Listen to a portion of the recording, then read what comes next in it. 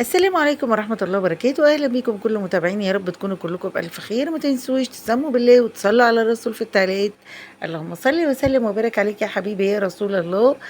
زي ما انتم شايفين دي فاتن حمامة أو سيدة الشاشة العربية اللي متعتنا بأفلامها طول حياتها، وحتى بعد رحيلها أفلامها ذكرى جميلة جدا جدا، كل الناس بتحبها، محدش اختلف عليها. خليني أخدكم كده سريعا لحياة فاتن حمامة. فاتن حمامة اتولدت في أسرة متوسطة، كانت بنت على ولدين. مامتها كانت مكتفية بإخواتها، ولكن حملت فيها عن دون قصد. ولما حملت فيها كانت مترددة وكانت عايزة تنزل البيبي، وقالت لا يجيلي ولد كمان ويبقى عندي 3 صبيان. ولكن حلمت حلم ان هي هتجيب بنت، وبالفعل أنجبت فاتن حمامة.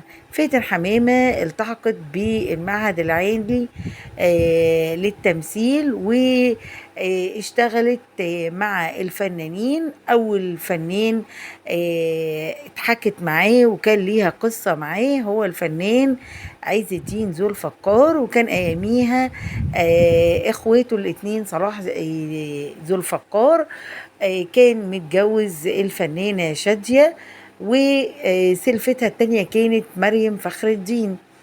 وعاشت معاه حوالي 3 سنوات، وكان كويس جدا معاها وخلاها تمثل وتلتحق بأدوار، إلى أن ظهر الفنان عمر الشريف ومثلت معاه وبهرها بجماله وذوقه وأخلاقه اللي كلنا عارفينها عن عمر الشريف، اللي هو دنجوان السينما المصرية.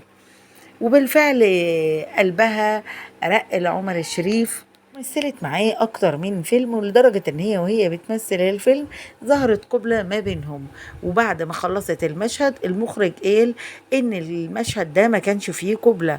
في هذا الوقت أيقنت فاتن حمامة إنها بتحب عمر الشريف، وبالفعل راحت لعز الدين ذو الفقار بمنتهى الاحترام وقالت له طلقني، وهو بالفعل طلقها. وبعد انتهاء العدة اتجوزت على طول الفنان عمر الشريف. عايشت معاه أسعد أيام حياتها، لأنه على حد قولها كان حبها الوحيد، وهي كمان كانت حبه الوحيد. أنجبت منه ابنها الوحيد طارق، لكن الجواز ما استمرش وانفصلت عنه.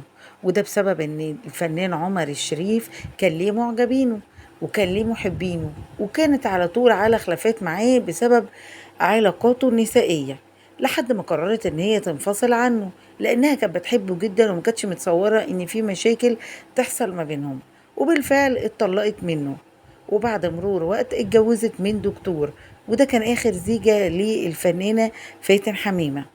بعد فترة من الجواز، بعد ما سافر الفنان عمر الشريف بره، بعت لها ان هو عايز يرجع لها وان هو مش قادر ينساها، لكن هي مرضتش ترجع له، لان هي كان الدكتور اللي اتجوزته الاخير كان بيحبها جدا، وكان معيشها حياة مستقرة، فمرضتش ان هي تنهي الحياة دي بالصورة دي، وكملت معاه لحد ما اتوفوا. لكن عمرها ما نست الفنان عمر الشريف أبدا، وكان دايما على طول في بالها. عشان كده قصتهم لحد الآن في وسط الوسط الفني كله، قصة حبهم اللي لحد الآن كل الناس عارفة بيها، الثنائي الجميل الرائع، رحمة الله عليها، ربنا يرحمها ويتغمدها بواسع رحمته. لو كنتوا وصلتوا لآخر الفيديو ما تنسوش لايك وشير وسبسكرايب. أشوفكم إن شاء الله على خير في فيديو جديد. مع السلامة.